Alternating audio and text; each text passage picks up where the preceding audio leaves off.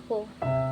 Maraming katanungan ang tumatakbo sa aking isipan na di man lang malaman-laman ng mga kasagutan dahil ako'y masyado nang naguguluhan kung totoo nga ba ang iyong nararamdaman o sadyang laro-laro lamang.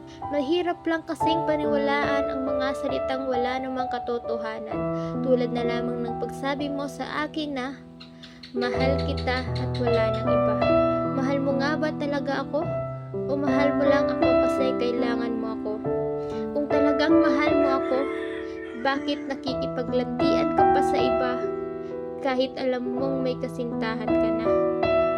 Dahil ba di ka na sa akin masaya? O sadyang di ka lang makontento sa isa? Ganyan ka naman, di ba? Magaling ka lang sa umpisa. Mapasaya ka lang ng iba, parang di mo na ako kilala. Sino nga ba naman ako para di ipagpalit sa mas maganda?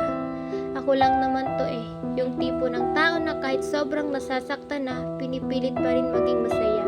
Ako lang naman to na pinipilit ang sarili ko sa taong di naman ako gusto. Kaya't kung saan ka masaya, edi dun ka na. Kesa naman sa tuluyan pa kitang ipaglaban, kahit alam kong ang puso mo ay sa iba na nakalaan. Pipilitin ko na lang ika'y kalimutan, kahit masakit man sa aking kalooban, na ang mga alaala natin ay akin ng tatalikuran, at ang lahat ng ating pinagsamahan ay tuluyan ng wawakasan, na magiging alaala na lamang sa ating nakaraan. Di na ako.